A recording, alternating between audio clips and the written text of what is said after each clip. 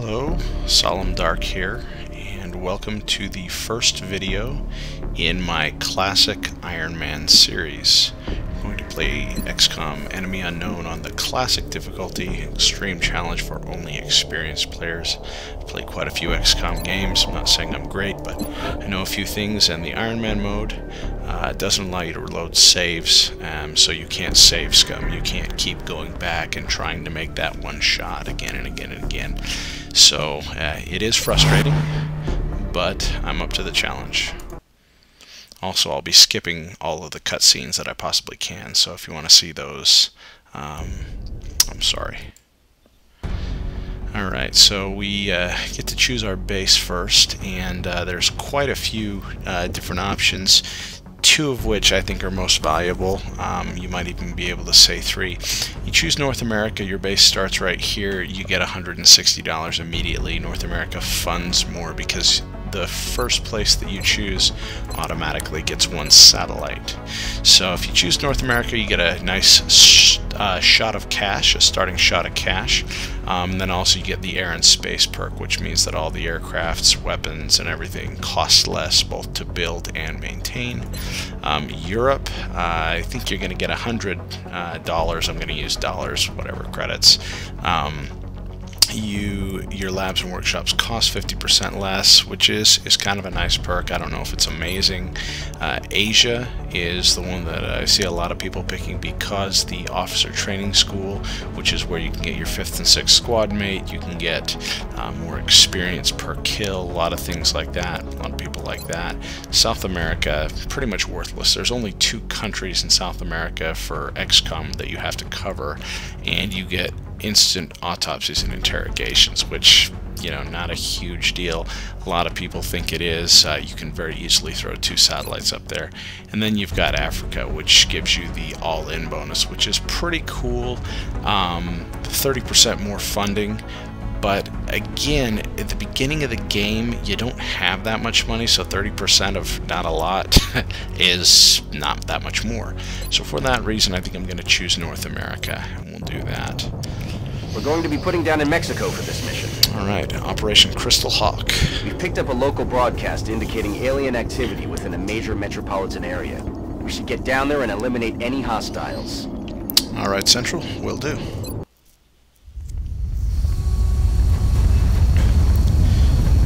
So this first mission starts out, you've only got 4 squad mates. Strike 1, this is Central. You are free to engage all hostile contacts in the AO. Don't take any chances. Okay, so the first thing that I like to do when I start on a map, there are several maps that will recycle through the game. I don't think that they randomize at all, is just look around. What you're going to find is you'll see this little 5-barred area that's red. That's the map edge. Nothing can come in from there, nothing can leave there. So we are in a corner of the map. And then what you're going to be wanting to look for is cover. You notice on these shields, let's see if I can turn the map a little bit for you. Interesting. So those shields are halfway full. That means half cover. That means anybody firing at you takes a 20% aim penalty. And then if you're lucky enough to find some full cover, that's really what you wanted in an Ironman game. I bet this will show us some full cover, except I don't know if it's going to show it to us. But anyway, full cover gives, there we go. That full shield right there gives you a minus 40% to getting hit. So obviously want to stay there. Because this is the first mission, the map isn't very big. It's relatively simple. You're supposed to get in, kill some aliens, and get out, basically. But what we want to do, since none of our soldiers have any abilities, is we want to stay in a group. We want to move together, and we want to stay as tight as we possibly can. So to that end, I think I'm going to initially take cover behind these 2 cars and eventually get up to here and here, because those give me some full cover, and hopefully I won't find any aliens just running up here, but we'll see. Also, great strategy tip is don't take both actions. Each soldier gets 2 actions per turn. You'll see these 2 little arrows. Take your first action, and then move to another soldier. The game, if you tab through, will automatically tab back to the guys that only have that have already moved once. I think that's a design flaw, because in this game you always want to have options, and if you use both of your moves, you're going to very quickly find yourself in trouble, because your last guy will uncover an enemy and none of your other guys can do anything. Okay, good. So we've gone through here and we have no enemies on our map. So what we want to do now, I like to set up a kill zone anytime I can. All of my soldiers in at least partial cover, ideally full cover, but we couldn't get there in one turn. So now we want to go into Overwatch, which basically means if the soldier sees an alien, he's going to immediately fire at them. So I'm going to put every one of my soldiers into Overwatch, and if any aliens come into our path, which is unlikely in the first turn, but if it were to happen, we would shoot them and might kill them. So this blue line, for people who are veterans and already know this, I apologize, but I want people to understand this game and want more people to hear about it, so hopefully this will help them. Anything within the blue line will only take one of your movements, and then you'll be free to shoot on your next turn, provided your gun has ammo. And anything in the orange line will take both of your movements. It'll typically indicate dashing. You're going to have to run there, so you won't be able to shoot once you get there, unless you have an ability that allows you to do so. So I'm going to post up behind this car. Same thing with this one. Ooh, seeing he's going to have to dash to get there, but that's okay. I'm just hoping he won't see an alien. Okay, now we've got some interesting choices to make here, because these guys cannot get to another car without dashing. So we basically have to weigh, do we think there are going to be aliens here? And it's actually very likely. So as a result, I think what I'm going to do, in an effort to get them a little bit closer and hopefully not leave them too exposed, is move them around the side of the car. Again, because in Ironman, once your guys are dead, they're dead for good. You can't save scum, you can't reload. Okay, so the aliens, if they're close, they haven't come up on us yet, which is good. What we want to try to do now, if by moving up here I may uncover some aliens, I'm assuming there's a group back here. There almost always is. If that happens, I've got all of my other turns and all of my other guys to see about eliminating. Oh, okay. We're witnessing something never before seen in recorded history. So we have 3 sectoids. The initial starting alien. 3 health points. If we were playing an Ironman Impossible, the hardest difficulty, they'd have 4, which means they can't be one-shot killed with human grenades. So it's actually kind of nice that we're playing this. 45% to hit, 45% to hit. Not great. Sometimes, though, you just kind of take whatever you can get. Now, a rookie would fire at those guys immediately. I'm not going to do that. I'm going to try to look for better positioning with my other guys, see if I can flank. I only see 2, so I doubt I'm going to be finding the 3rd one this turn. And if I was to find that 3rd one, I don't think I would have the moves to flank him. So at this point, I've got to go here. The store being open provides me some nice cover. Oh, and speak of the devil, there is the 3rd one, and he looks like he is trying to flank me. Interesting. Okay, so the problem with cars in this game is if you shoot them in your attempt to hit an alien, sometimes it will start them on fire and they will immediately explode next turn, doing a decent amount of damage. So, got to be careful there. This guy is my problem guy. Everybody else is in cover. He is exposed. I can't get him into full cover without dashing, and I want to at least put him on Overwatch. I think probably my best move is to put him here. Post in the comments if you disagree. He can see all 3. Now, we have to decide, do we want to go offensive, or do we want to lay low? And 45% is just not great. I may end up paying for this, but I think I'm going to go pure defense here, and we'll see how this pans out.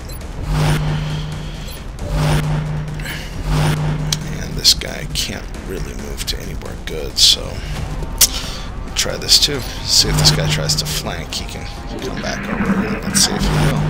He went into Overwatch. Now are they going to wait? No, they're going to try to shoot. Okay. Ugh, took 2 damage. That's a good shot, alien. Okay, ooh, he's going to try it as well. Thankfully, oh, you see the fire on the car. So that one's going to explode. And the aliens were smart. They just held their ground, which is probably what I would have done. So now we've got problems because we can't really get at the aliens. This car is probably going to explode, causing this one to catch on fire and explode in 2 turns, so I probably don't want to be hanging around there too much. As much as I don't want to, I think I'm going to have to take some crappy shots. Well, let's pick one alien. I was hoping one of them would do a mind merge so I could try to kill 2, but let's see how good you are, rookie. Ooh, nice. Good job. Their weapons appear to self-destruct when the operator dies. Yes, Doctor. We should look closely for any fragments that could be salvaged for our own development programs. Yes, and the weapons burst into fragments when they die, and if you use a grenade, the fragments are not recoverable at all. So, that's the one penalty for using explosives. Let's see how this rookie does. Not good. No way that just happened. You just increased the flames on that car. Congratulations. Okay. Maybe I can move you up here. And then I'm going to move this guy back. Oh, reaction shot. Ooh, don't get killed. Oh, so brutal that they get plasma at the beginning of the game. We have just crappy bullets. Okay, so that alien was on Overwatch, and that was my noobish mistake there to forget that. They do that just for that reason, to prevent enemy movement. Okay, 25%, that's awful. And I should have known that. Let's see if this guy's is any better. It's not, but maybe you can take this one out. Come on. Ah, miss. I'll get him next time. Okay. You're going to go on Overwatch because your chance to hit is awful. And we're going to pray we don't get killed here. That one blew up, and it looks like this one has started on fire. Fire in the hole. Not exactly, but...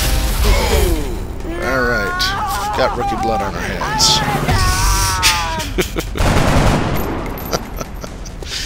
Oh, she panicked and shot a car. Congratulations. And... Okay. Wow, you took 2 hits. Congratulations. Alright, so she's panicked. He's panicked. And, yeah, we're in trouble. This is definitely not good. And had I been thinking, I would have come around here, because this is full cover, and I'm an idiot. Because, okay, now, one other tip. If you find yourself wondering where you can move, like the problem is with this, I would love to go here and throw a grenade at that alien, but the problem is I'd be using 2 turns.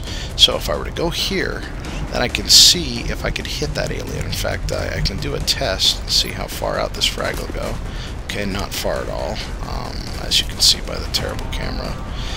Okay, so now, sheesh. What I could do is I could go up here. It would expose me. I could go up to the roof here.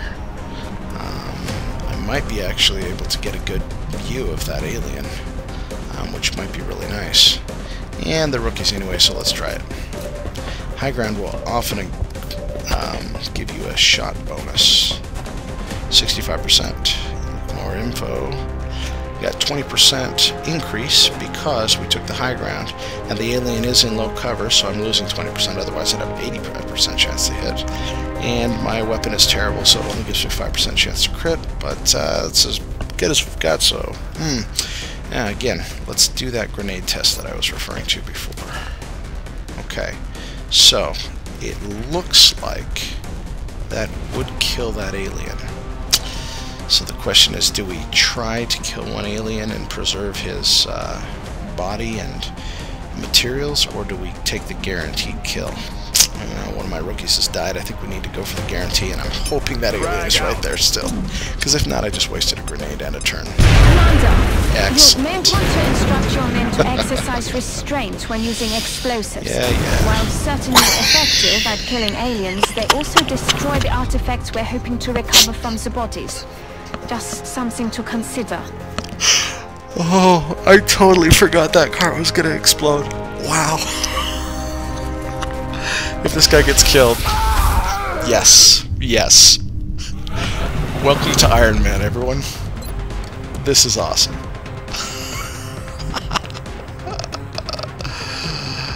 Okay.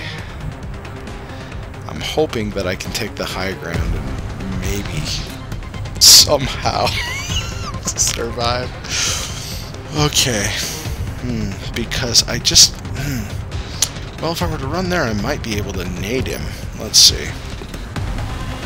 Okay, so that gets me right to the car. So basically I need to travel a car length. That basically is a car length. You know, it's ballsy, but... Mary Young, you're the only squad member I have left. Let's see if I win or lose here. Oh, and I'm flanked. That's great. More on flanking in a minute, but... okay, so...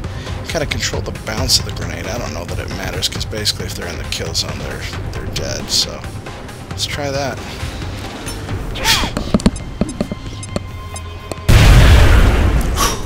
Nice. Alright.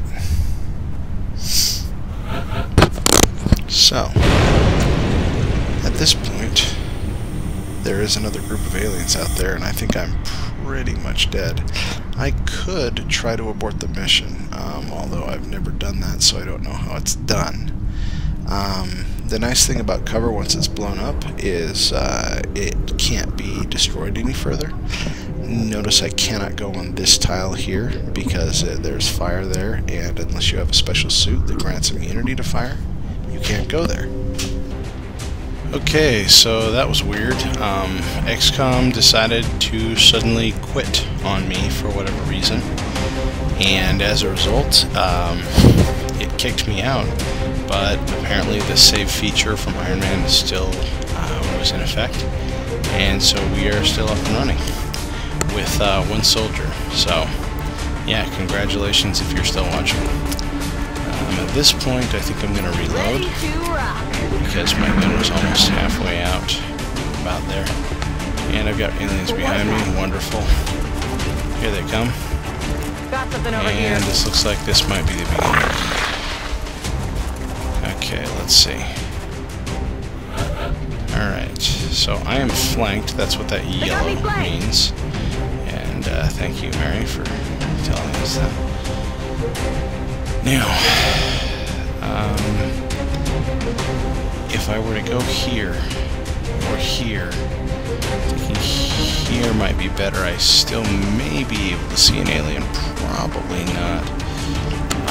Either that or I could just run and hide, which doesn't seem incredibly appealing to me at this point. I can't get back behind this cover, so they're going to easily be able to flank me from there. If I were to go here, though, and go into Overwatch, I may be able to survive. That may be the best move for me. Yeah, options are looking grim here. 45% shot. What the heck. And of course the rookie misses. That is not good. Okay, now I'm probably going to get flanked. It looks like, thank you, camera work. One alien is doing a mind merge on the other. What that means is that that alien gets an extra health point and also some additional attributes for that turn. And I have been flanked, Coming in from the side. as I knew I would be if I went either that option or the other. And that's it. Emergency abort. Squad is down. Repeat, squad is down. So at this Receiving point, Sky. Status black confirmed. Return to base for debriefing. status black. We hit restart mission, and it just lets you start all over again. Isn't that brilliant? Well, we'll end it now, and that's all for now. Thanks, guys.